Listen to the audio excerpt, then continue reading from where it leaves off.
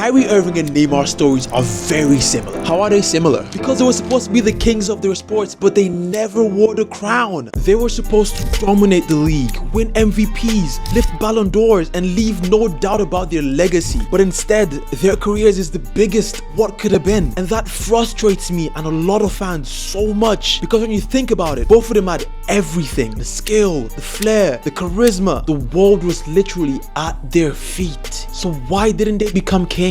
Let's talk about it.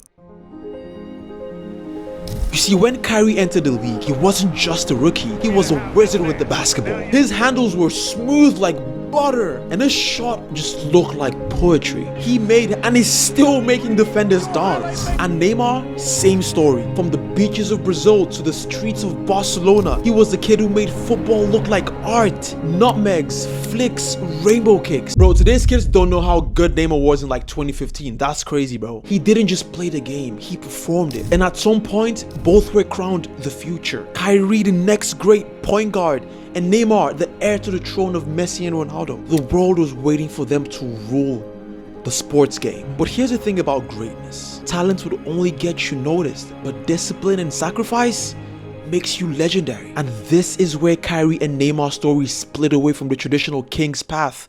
And let me tell you why. It was 2016, Game 7 of the NBA Finals, and Kyrie hits the shot. Kyrie Irving from downtown, and the Cavaliers by 3. The dagger over Steph Curry. Talk about giving Steph Curry a taste of your own medicine. The moment that Cleveland had been waiting for 52 years. Its first ever title. And Kyrie was the hero of that game. I mean, this is game 5, but Jesus Christ, 41 points. Are you kidding me? What is that stat line, bro? But a year later, he wanted out.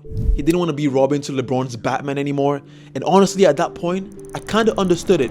He wanted to have his own stage, and Boston gave it to him. Our next guest is an NBA champion, a 4-time All-Star. He's embarking on a new chapter in his career this season after being traded from the Cleveland Cavaliers to the Boston Celtics in pursuit of being the leader of his own squad. We welcome Kyrie Irving to the First Take desk. So good to have you. How you guys doing? Young stars, passionate fans, the key to the franchise. And what happened? Locker room tensions, injuries. The promise of a dynasty just collapsed into disappointment. Heavy is the head that wears the crown. It wasn't just bad luck. It was Kyrie's restless spirit. He didn't just leave Cleveland. He left the throne that was being built for him. And it's the same with Neymar. In 2015, he was part of the MSN, Messi, Suarez, and Neymar. The deadliest front three in arguably in football history. Champions League, La Liga, Copa del Rey. Bro, they conquered everything. But Neymar wasn't satisfied. He wanted to be the face of football. And so in 2017, he shocked the world and he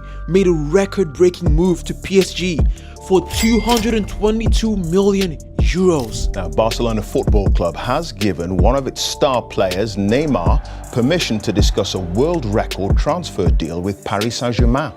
The French club has been told it must pay, wait for this, the £198 million fee in full before the Brazilian international can join them. It's understood the player has been given permission by Barcelona not to train and to sort out his future.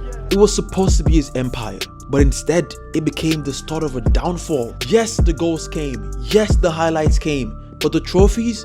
No one cared about the French league. No one cared about the French Cup. Everyone cared about the Ballon d'Or and the Champions League. And just like that, slowly, the world stopped talking about Neymar as the heir to the throne to Messi and Ronaldo and started talking about what could have been. And similarly to MSN, Brooklyn had a deadly front three. Kevin Durant, Kyrie Irving, and James Harden. And honestly, for the time that them three were on the court, they were arguably the best team in the league. On paper, it was perfect. In reality, it was injuries and some could say egos and a whole lot of drama. And this was during the COVID times when Kyrie missed games for personal reasons.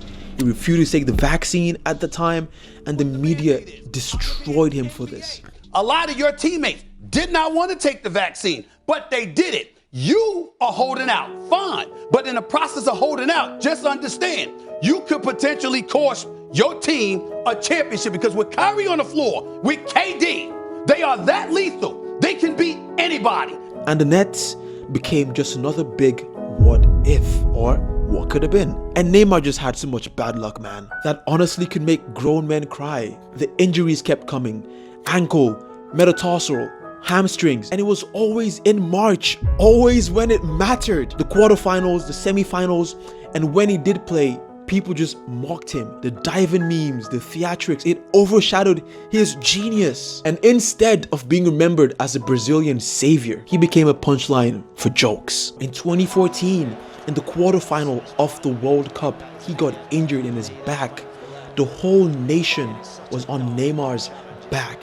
He was carrying his country. No doubt they were going to win that World Cup in Brazil. And the unfortunate happened. He got injured.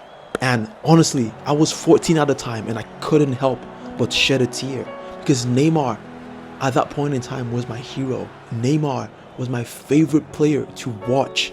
I used to dream about going to Brazil and playing samba and playing football and playing at the beach and understanding the culture and getting the whole vibe of what the Brazilian way is to play football. It is beautiful and it is something that should be in the Hall of Fame forever. But it sucked seeing Neymar go down. It sucked seeing the hopes of a nation go down. So all these things combined just made the career of Kyrie Irving and Neymar to be the biggest what if. But let's forget about what if for a second. Let's talk about what is and what happened.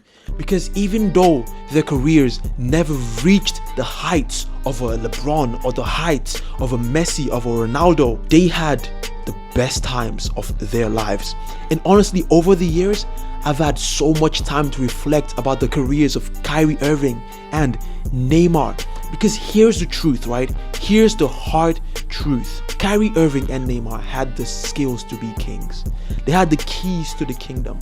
But what even is a king? What even is a kingdom? Why do we need to attach titles to every single thing? And it could be that deep down, just maybe, neither of them wanted to be kings. We would never know. And that's why I think maybe we've all been looking at it so wrong this whole time. Because when Kyrie dribbles past 3 defenders like a magician, like he's bending reality, or when Neymar is gliding with the ball like he's walking on water, you never think about what could have been. You don't think about the Ballon d'Ors. You don't think about the MVP votes. You just watch in awe of what they are. Flawed, beautiful humans. Not a king they could have been, but an artist they already were. Their greatness would never be defined by numbers. It's in the moments that made you get up off your effing seat. And maybe that's the point. Maybe they were never meant to be the kings of the game. Maybe they were never meant to have the keys to the kingdom. Maybe they were never meant to be the legend of the game. But who cares? Because they were the game. She lie to your face, I really don't get it. She say what you want her to say. At the end of the day, I'm still getting money regardless, I'm still getting paid. She won't Gucci lose. And that is the legacy of Kyrie Irving and Neymar. Yes, we think about what could have been, but we have to appreciate what is, what was, and what is to come. I see that a lot of people compare me and Neymar's careers, which I'm not, like, I'm never mad at that. But I think people got to realize that Neymar has his own journey. I have my own journey. And we love being skilled at what we do. But winning has always been the most important thing, you know, especially in my sense. I've always sent messages to Neymar wishing him well. Just like I've sent well wishes to Cristiano as well, you know, on Instagram. Because I'm an admirer of a lot of these guys. And to be that great at ball handling, to be that great at footwork, to be that great with the IQ, and to be unfortunately derailed by certain situations, right? And you're one of the greatest of all time. Neymar's one of the greatest of all time, bro. I don't care what rankings. Again, it's all about respect and love for me. But when people judge people solely based on their careers, that's a little unfair. You know, Neymar has done unbelievable things, not just on the pitch, but he has done things incredible for his community. He's changed a lot positively. He's obviously been through a lot, and that will come with certain things that kind of change your reality to a degree, you know, and kind of change the way you feel about things. But I feel like he has a good head on his shoulders. And I've been a big fan of his for a while, you know, and that's like since he was younger too. Like that's what it's about. It's about the connection. It's about us winning championships, of course, us being, you know, loved for what we do on the court and on the pitch, but off the field and on the court, being a good human being and finding your niche and accepting your greatness, bro. Like, he got injured a few times. just crucial injuries at inopportune times. You know what I mean? And I felt for him. Like, I felt when he went down, it just, oh man, it hurt me, bruh. It hurt me because I knew he was trying to prove the doubters wrong. I knew he was trying to prove the haters wrong. But sometimes that energy that you put out, you don't really, it's unnecessary, right? Like, because a lot of us, we just are passionate, man. Our egos start talking to us, and we want to just prove all the naysayers wrong every day. But you just got to take it one day at a time. So I pray that he gets to see this supportive message. I love you, Neymar. W Neymar in the chat, man.